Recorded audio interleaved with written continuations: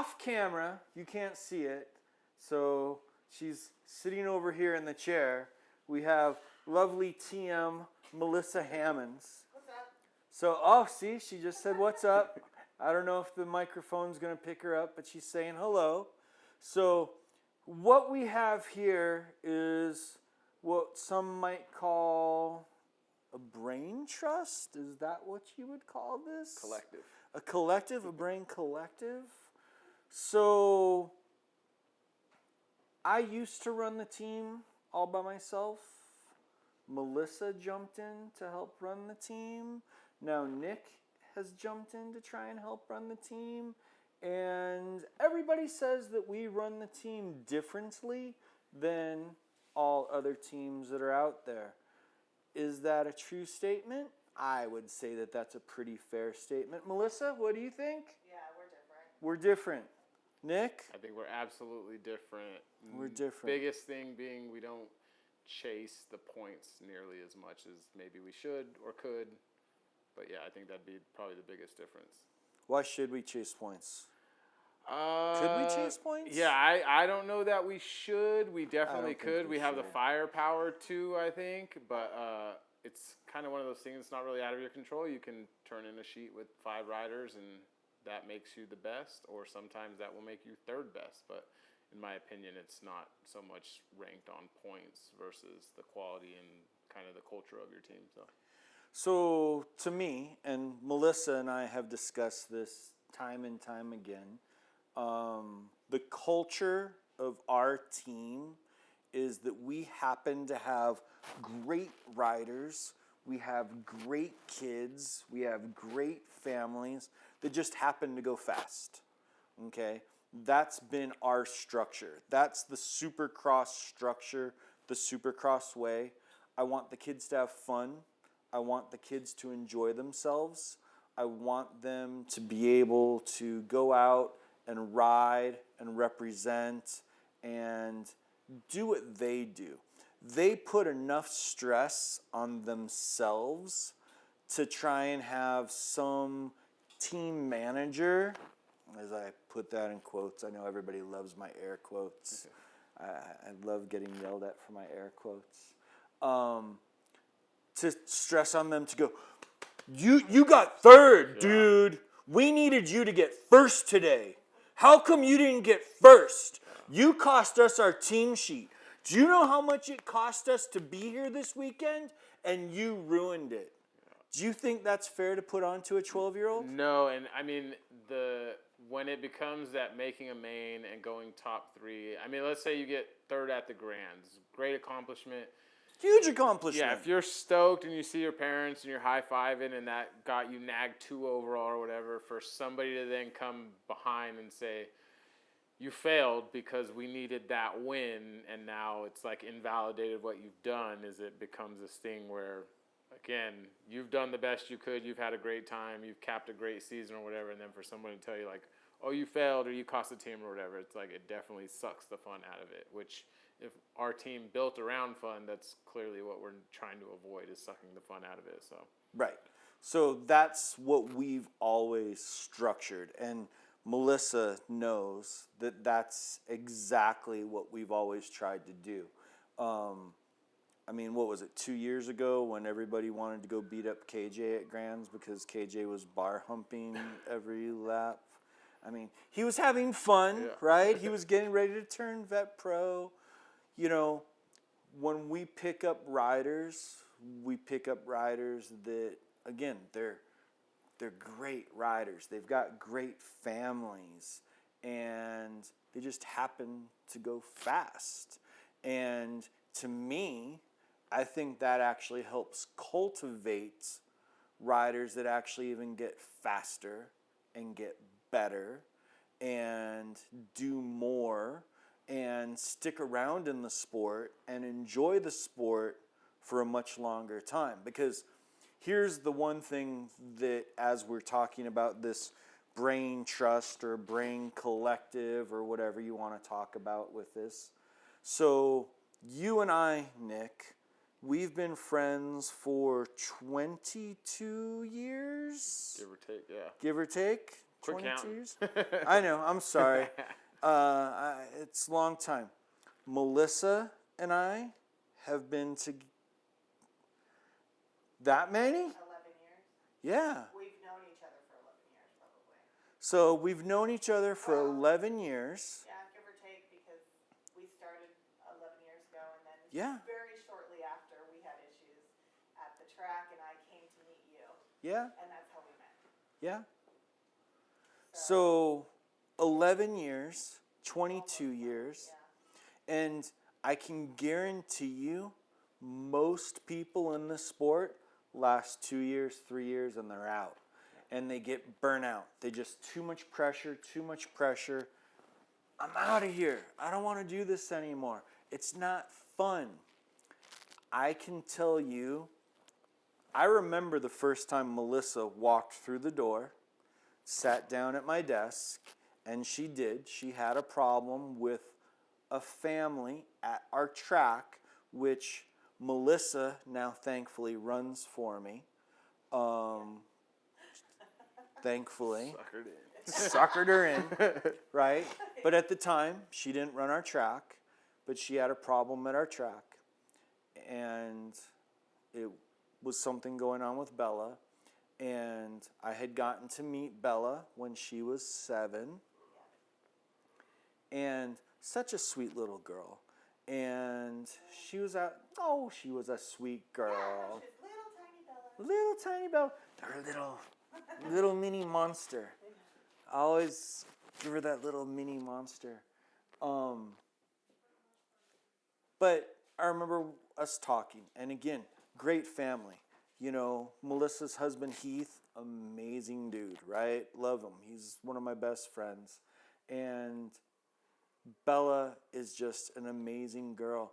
And when we added her to the team as a 9-year-old girl, I had a lot of people doubting, going, what are you doing adding a 9-year-old girl? You could do this, you could do this. But I saw potential because of the family. And they weren't running the track at the time, and I hadn't even thought about them running the track at the time. But I just saw them as a great family and a great rider who had potential.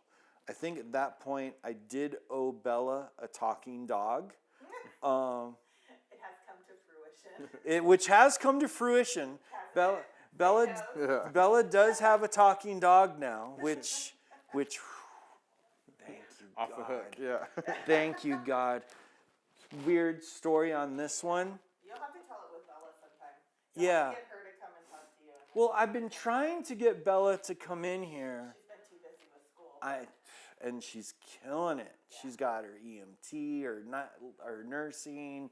She's just been, I mean, she talk about a girl who's going to go so far in life, which again, great family, great person who just happens to be a fast rider. So we saw the same thing with Deegan, right? When we first added Deegan to the team, Deegan, we saw him on the come up. He was just starting to get there. Wasn't quite there yet, but he was on the way up. He was helping you. You knew what a great kid he was. You knew what a great family he had. And you're like, hey, Bill, you know what? He would be good. But you didn't give me the thumbs up on it until Deegan actually approached us and said, hey, I want to be a part of this. I want to do this. Bella had to do the same thing. Bella approached us at 9 years old, had her little resume. She wanted to do this. And it's that type of personality and that type of thing that helps foster these friendships that last forever, right? Well, yeah, and getting past, like you said, that year 2, year 3, year 4, when most people are starting to taper off, some people may have not hit their stride yet. Like, I mean, you take Deegan as an example. If he would have stopped at year 5, 6 when you're just on the come up versus no, stay in it, and now you're starting to see you're getting stronger, you're getting older, you can travel a little bit more, and now you're past that hump and you're starting to become one of those premier riders. So a lot of it too is being able to stay in it long enough that you start to see those qualities and you start to build more with that family and that relationship. Because yeah, you could go in and just grab any hot shoe 17 to 20 expert rider or 16 expert. I mean, you can just all day long. Yeah, grab the top 5 nags and say, yeah, we can get this kid on the deal, whatever. And then you are taking a chance because you have no idea what's coming with that. You don't know how that kid's home structure is. If the parents are, let's be real, sometimes you can catch an awful one. So just as many great parent situations there's horror stories that everybody's heard. Is like, yeah, the kid was great, but the parent, we just couldn't handle it, you know. So a lot of it, it's good when it comes organic. You know those people for a while, and then it kind of naturally you get them on the team and kind of get them on the program, and then those are the ones that, because we don't have a lot of turnover on our team. We'll pick up some people here and there, but we're not constantly picking up, dropping off. It's you're going to see those same faces usually on the program for a number of years, unless usually if they go to greener pastures or something. But for the most part, we stay pretty committed to our riders. So Very much so. So I mean, when you're looking at it, you figure, look at how long Josh White's been on the team. So Josh White's been on the team for 8 years. No, Bella's 9. Bella's 9. Josh might be 6 or 7. Okay, 7, I think. Because he's Perkins is 7. Yeah, Perkins came The same year as Josh. Yeah, started at Grands, but Josh came right after Grands Yeah. to the team. And that's the year that Nick came too. So Yeah. all of them came the same year. oh, nice. Yeah, and then So Randy Roberts has been on the team for 22 years. yeah, I think this year is Bella's 9th year. This is her 9th year. Yeah. So that's where, I mean, we try and stick with riders Yeah. and Josh and Bella. carry it through. Yeah. So KJ, KJ's been for a long time. I think he was the year after the white. That was the first year that he would. that he came back That he came back because he was on Anarchy. because he was on Anarchy. Yeah, and then he came back and he was the white, Yep. and then So that was 7 years ago, 8 years ago when he came back. yeah, So I mean, we've always tried to keep the longevity, because it's not just, oh, hey, an ad buy. It's not just, oh, let's pick up a rider and put him on the team. Although, they're gonna win Grands for us. Kind of. yeah, well, let's win the team sheet. Yeah. Can't win the team sheet. We also don't try and stack the classes. So we try and make sure that we give the riders their room, and we try and let them be able to have their freedom in the class so that they can feel their way around a little bit. Yeah, and I mean, I think it's a big thing too by not stacking the classes. And again, there's plenty of teams that do it, and that's kind of how they run their program. No ifs, ands, or buts about it. That's how they do their stuff. But from my experience and being involved in a couple different programs, naturally, when you're 1 and 2 in a class or you're both going for a win, it's always going to be weird if somebody gets taken out or somebody goes for a move and a turn, because it's not just the riders, like we talked about before, that comes with family. So even if you can keep the 2 riders keel-headed and, hey, man, it's racing is racing, but now when you get back to the pits, now you're also dealing with 4 parents that are of those 2 parents. So now you're banking on those 2 riders having 4 parents that are going to be kosher. And out of those 4 parents, that's 2 factory dads, you know? And so it's like, it just is what it is, and becomes one of those things where you're starting to have a lot more. And then if one of those riders, their family comes to race things, so there's way more variables and adapting things that have to happen, versus you don't really run into that so much when your riders are only overlapping maybe a month or 2 or whatever, but you're not seeing that throughout the entire season where riders are constantly racing somebody that's on their team. And sure, it's cool to see every now and again, but do you really want to make that happen? I mean, competitive racing is one thing, but do you really want to make that happen week in, week out? I mean, we've seen it on a number of the high-end factory teams where riders will be in the same, even for a small amount of time, and it will not go well, and then somebody departs the program quick. Right. So now you've lost a rider just because at one point they were in the same class as somebody else. Not to say that it can't happen, but more often than not, I think if you look at it on paper, you'll start to see that it gets problematic at some point in time. No, we've definitely seen that. And even where we've had the riders overlap just a little bit here, we've had some of the parents go, ooh, ooh, and it's like, hey, let them do their thing. Yeah. Let them ride. Let them go. Let them do their thing. It's been fine. It's like, I think people are like more caught, like, oh, like Perkins and Gomalicki's. They, at Winters, they Yeah, were Perkins racing, and Gomalicki at Winters. They were racing each other, and I heard Mark say to the Gomalickis, tell him not to hold back just because you're new to the team, kind of thing. Oh, yeah. Well, Mark Don't Perkins hold is back. awesome. Next minute, Gage is like, you know, he feels that weight off of his shoulders of no pressure in that way. Like, we're not going to have pressure in that same way of, you know, you have to, I don't know, have room for that, the original. Yeah, you don't have to back down. It's racing. Well, because then too, if you're both cognizant of the other, then neither of you are running the race that you normally you rolled in the gate to win. Now you're trying to be protective, not hit somebody, not make a move, and now you have two people in a main that are riding out of character, and then that lets a 3-4 guys like got nothing to lose. Like, well, if these knuckleheads don't want to protect each other, I'm gonna go ahead and go for it. So.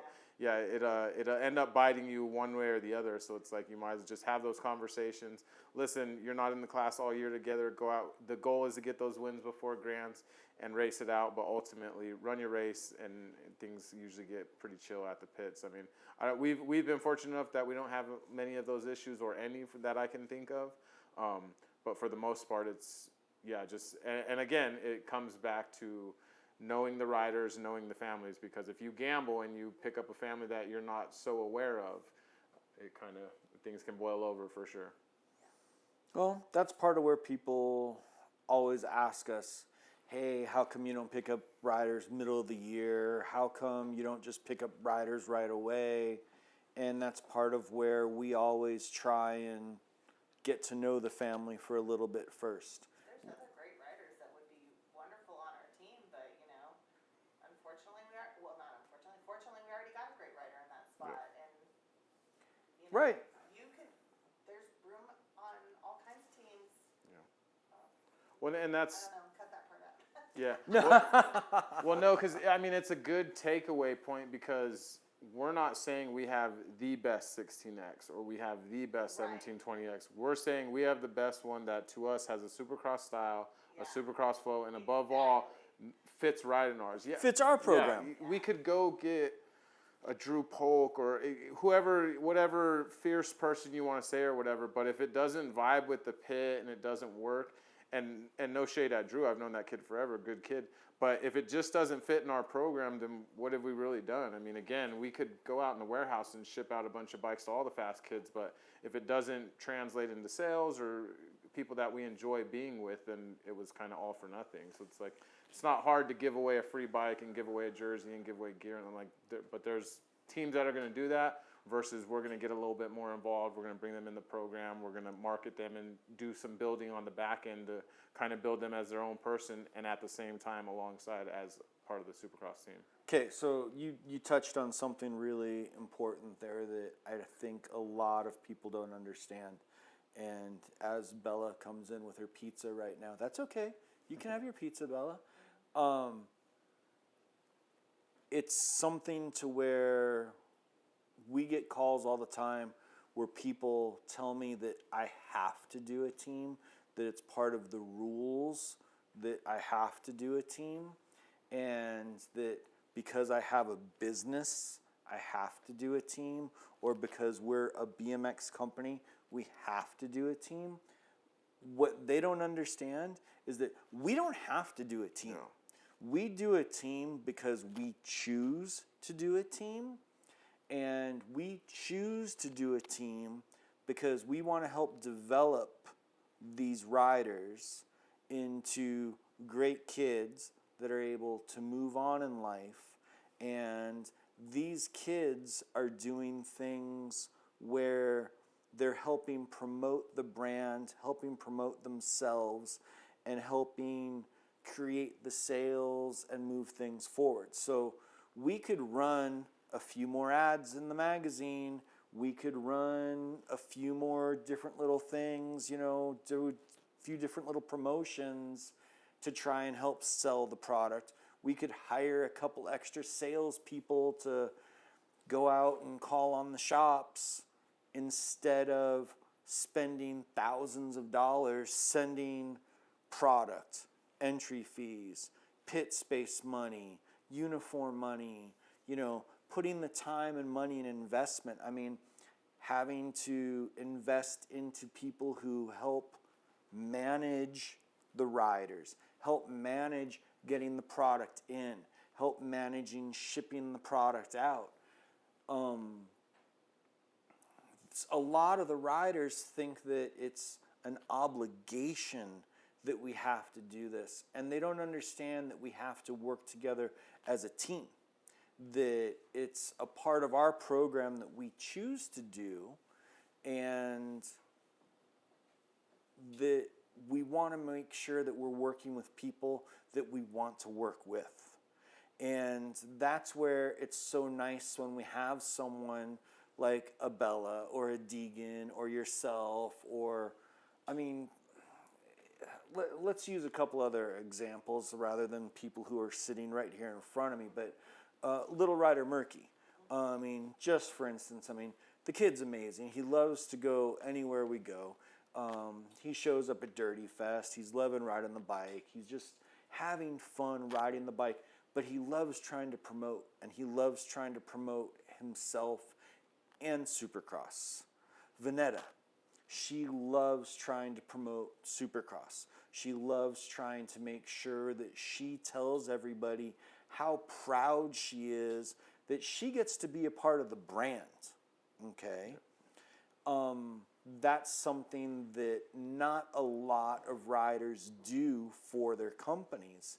And that's something to where Spencer Cole, for instance, he loves trying to put out there and promote that, hey, I'm proud that I'm on Supercross. And when you get these riders that love pushing the brand forward, it makes us want to push them further forward, and it makes the team work stronger. Again, it's not based on results. It's based upon the camaraderie of the whole family of the team. Well, yeah, and I think ultimately when you look at, when you look at your spreadsheets and you look at costs, running that team is probably arguably the biggest line item when it comes to overhead. Because, when we say yes that we're going to pick up ABC rider, right? We're at Grands, that rider's shown interest, we think we want to go move forward with it. When we decide to pick up that rider, that's going to cost us probably $5,000-$10,000 just in that verbal okay, because we're ordering 3 jerseys, 3 pants, 3 gloves, a helmet. We're committing to 10 races and entry fees. That rider's got to have pit space and all those. $4,000 in bikes. So all that stuff stacks up, and that kid, bless his heart, they're new to the team, but I've put in $6,000, $7,000, $8,000, $10,000 on just that handshake deal of welcome to the team. And now I've got to hope that I recoup that throughout the year. And again, that's not so much people saw rider ABC and 9 Expert got a win, so that made them pull out their credit card and order whatever he's riding. There's so many races and there's so much going on that it's so much more than, that rider went out and won. I'm like, well, yeah, but that winning doesn't always directly translate over. But now, sure, it establishes us as a top-tier brand and all that stuff, and obviously that stuff is comparable. But there's so much more that goes on in brand activation, social media, marketing, all that stuff, and being able to plug that rider in where we build that rider, and then it also, again, builds the brand, and that's where we hope that the sales come from and things like that. Because the sad part that nobody talks about is a lot of the times, especially, we're stocked up with things right now, but a lot of the times when we're out of stock, you go back to COVID, you could have sold root beer colored bikes that had bright orange accents that just looked horrible, but it was the only thing there, so people were buying it regardless. And you're seeing people make sales that didn't even have teams, didn't have professional riders, didn't have anything. But so now it's like, okay, when it was hard to get that stuff, so now that stuff's coming back and now people have choices, now it's going to become evident if those team riders are doing their stuff, if those sales are being pushed, because now it's like, okay, people have a choice now. I mean, when it was 24 by 1 3/8 tires, people were buying pink tires. Yep. Not because they loved pink tires or their favorite rider rode pink tires. It was the only thing to get. You could have sold 1 million of them during COVID. Yeah. So it just goes to show, like, now it's going to be back shifting to importance of those riders have to be doing that social media stuff. And we get the question all the time, like, why don't you pick up my kid? Why don't you pick up your kid? If I go to your kid's social media and he's got 32 followers and 19 of them are his brothers and sisters, aunts and uncles, cousins, they don't really have a lot of pulse. And that's not a knock on your kid at all. It's just, what am I going to get value-wise when I put in $6,000, $7,000, $8,000 into your kid? I've convinced the 32 people that don't really spend money anyway, you know? So there's a lot that goes to it, and we get that question all the time. I mean, year-round. Oh, you ride on Supercross? Can you get my kid on? I'm like, what is going to make me get your kid on? You know, like, there's going to be a reason for me to even inquire, and it should always go the other way, in my opinion. Like, how much better is it if somebody comes and say, hey, are you looking for a ride? Or, hey, we'd like to partner with you, versus you're coming and you're shopping. If you come to the Supercross, listen up, people, at Grants, I'm talking to somebody, there's a factory dad somewhere. If you get to Grants and you come up and say, hey, is Bill here? And I'm like, he's not here right now. Is there something I can do for you?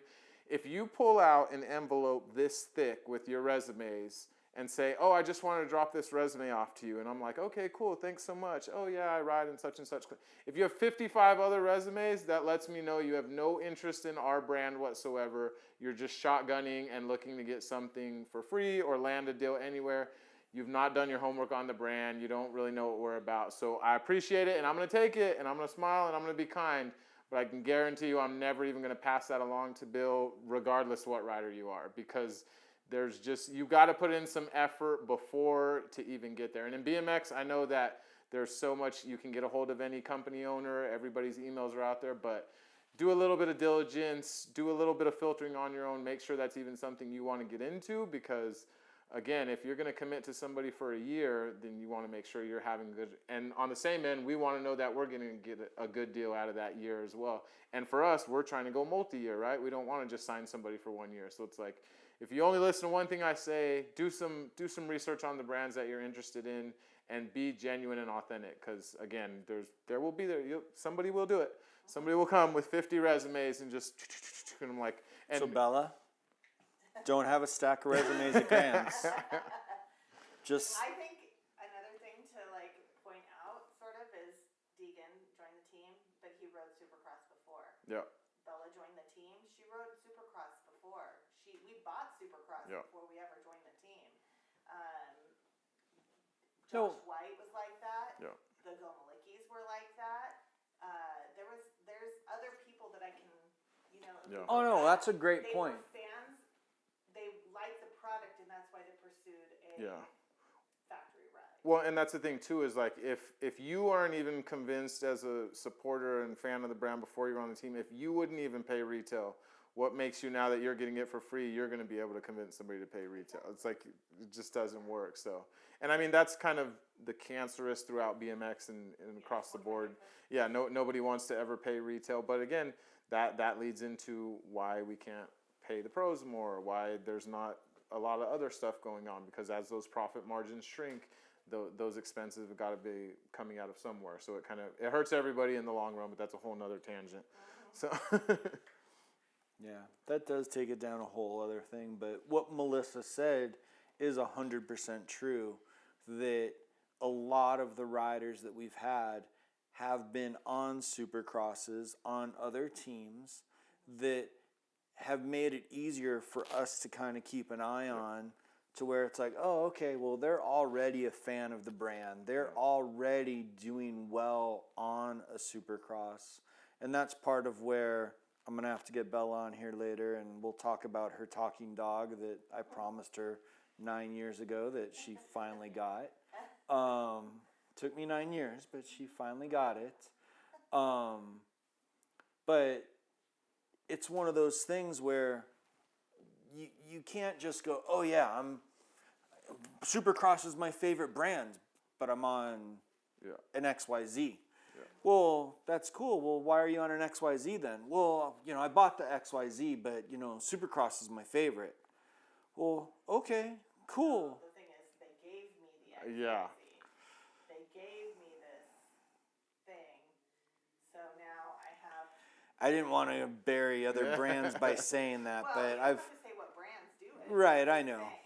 Saying. But we do get that a lot where we have people say that I am sponsored by XYZ brand, but I hate their product and I would like to get Supercross product. Now, a lot of them are still hunting and fishing and trying to get it for free because most people, not to sound bad, they're trying to get it for free. I mean, hey, if I could have gotten pizza for everybody today for free, hey, we would have gotten pizza for everybody today for free. But Nick didn't have an app for that? Nick did not have an app for it today. But we bought the pizza, and everybody ate pizza and had a full stomach, and everybody was all happy. But that's part of the thing why that pizza company was able to pay their employees and pay their overhead and pay their bills and be able to do things. And too many people just think that, bike frames grow on trees and that, we just go out in the back. It's like an orange grove and we just pick them. And even on an orange grove, you got to water it and fertilize it and, keep the bugs off of it and all that. But they do. They just think that, that just grows on a tree and, I want that one. And what do you mean I can't have the custom colored one? The custom colored one's the one that I want, and I should get it for free, and I can have this. And they don't understand what cost and what value really goes into it. And there's not a lot of other sports that are like that, to where I tell people that all the time. If you're playing baseball, you're not calling Easton and getting baseball bats for free, or Spalding and getting gloves for free, or you're playing soccer and calling Nike and getting soccer balls for free. But yet in BMX, everybody thinks that that's okay to do that. Yeah, and the thing too, like even when you get into those professional sports comparisons, you're not able to make those, price cuts and things like that, and that's where the bottom line stays in place, and that's why a Derek Jeter can get a $20 million contract, or Pele, or name whoever you want, LeBron. That's why those people are able, because everybody at that base level is kind of generating that economy.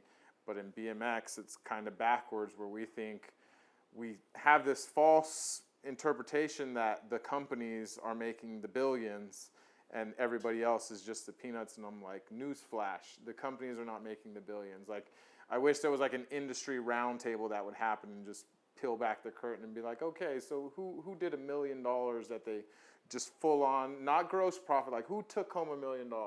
It's like, there's nobody. Yeah, there's nobody. And then first of all, it would be a small table to start with, and nobody would raise their hand. And I feel like you could then go, okay, well, who took home $500,000? And I still think you'd be. And now there's a difference too between gross sales, because you might have moved $500,000 worth of product. Sure. But that product cost you $200,000 to get made.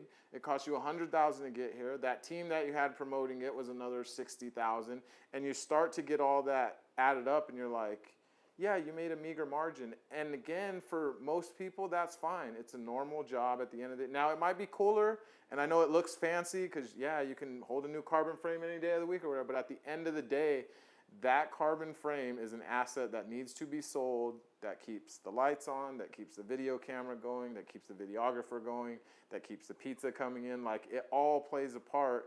And when people just count it up as, no, it's in the warehouse, it's free, it's like, no, it still has a cost. Like, everything has a cost and needs to go forward and turn into revenue and needs to have a profit margin at some point. And like you said about the custom colors and stuff, is like, and I've had this conversation with you before, I would rather not take a new bike myself, especially when it comes to a carbon one or whatever, because it's not so much that you're giving me a bike, but I know that bike to me is going to cost you whether you acknowledge it or not, but that's $2,100 that's not being sold. Right. You know, and I'm thrilled to get it, and I'm glad that we're at that point where we can give each other things and all that. But again, at the end of the day, if this were all to be gone tomorrow and be like, oh yeah, why did Supercross go? Oh, they were $2,100 short on the mortgage, and that was kind of it.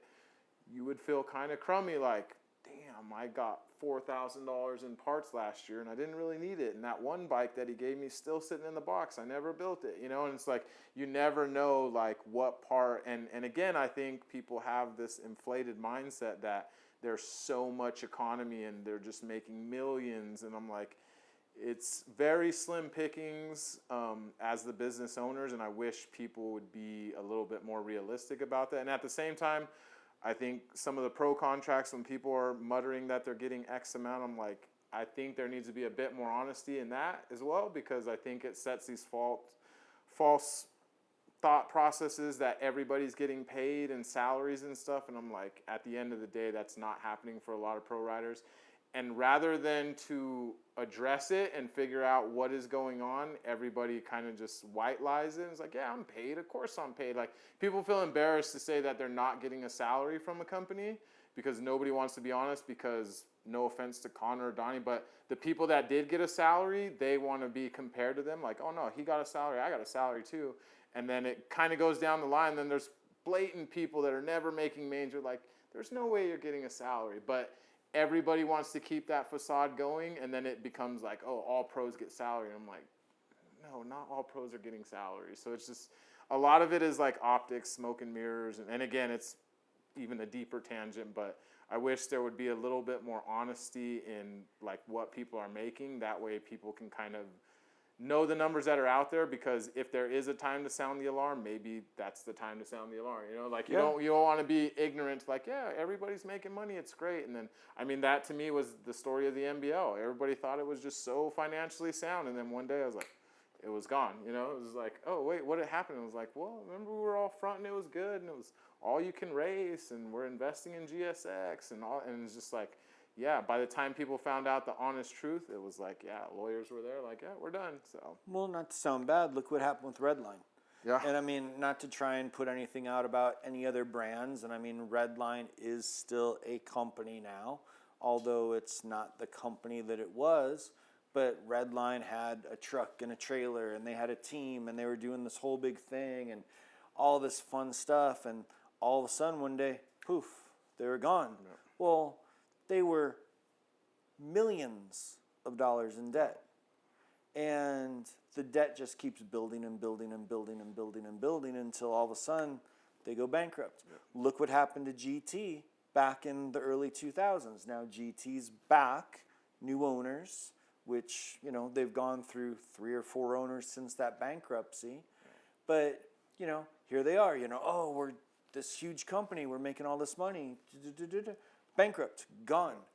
And I've spoken around here a lot about it, that it seems like a company will grow, file bankruptcy, grow, file bankruptcy, grow, file bankruptcy, grow. And I'm like, damn it, I don't want to file bankruptcy. Maybe I I've want to worked grow. too damn hard to just try and grow. And I have people tell us all the time, people out there, we've talked about this, people who are watching and whatever. Where did you say they're watching from that are calling me names right now? Everywhere. Everywhere. So somewhere out there, they're calling me names right now. But they've said, oh, Bill, you're a failure. You're not a bigger bike company than you should be. You're right. I'm not a bigger bike company than I should be. But part of that is that there's an economics to it. And there's also that economics to it to where anybody and everybody who thinks that they can start up right away is a bike company, and that they can just start, you know, handing things out, and they've got a team, and they've got this, and they've got this whole thing, which, again, I'm not trying to be a hypocrite, because, I mean, I started in a garage and had to grow and build and build and build, but there's a process to the whole thing, and the BMX economics, when you're talking about BMX racing, is very small. It's macro. And like you said, I think a lot of the problem is yeah, you may not be as big as Redline was in its heyday, or might not be as big as GT was in its heyday. But if you look at that on a graph, it went here and then it went there, and smaller brands, the S&M standards, they've just been chugging along. So to me, there is value in, yeah, I might not have sold as many units as GT did in 1997, but collectively, I've outlasted. And every year and every day and every week I get through payroll and I open the doors and we get through another season, I've then outlasted. And yeah, you can say, I mean, another company that comes to mind is Stats. And again, no shade at any of these people. I remember, Not at all. Yeah, I remember all these companies. But yeah, you had these spike years, and sometimes it's too much success. You had deals that were too good because if you agreed to pay somebody, hey, if you for this podium, the worst thing that can happen is they take off and they start hitting podiums, and you're paying out bonuses.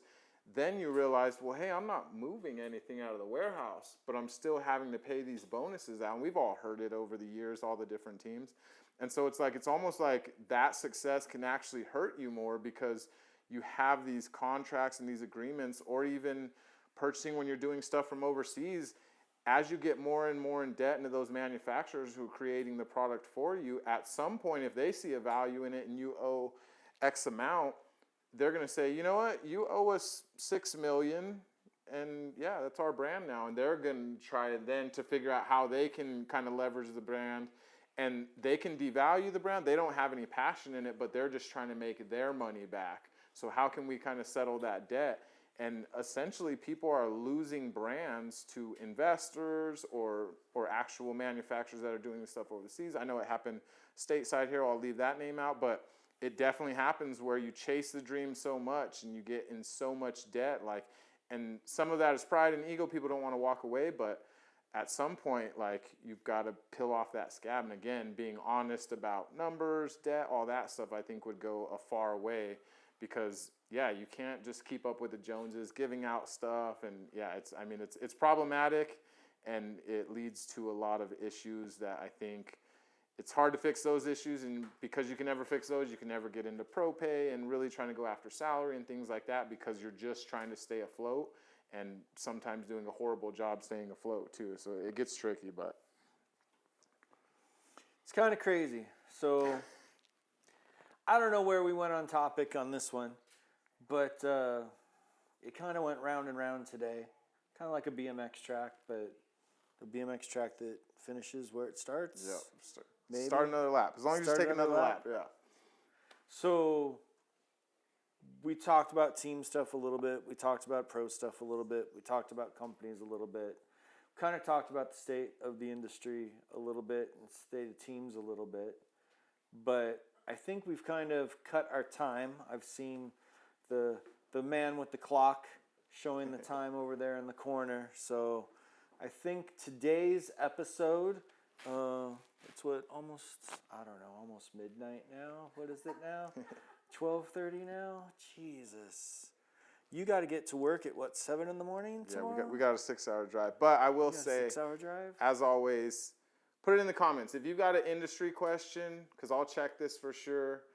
I may have to do a clone name to answer those questions, but if you got a true industry question, I will make a bogus one-hander or Noah-footer YouTube account. If you've got a serious industry question you want to peek behind, put it in the comments, and I will do my best to answer it without getting in any trouble.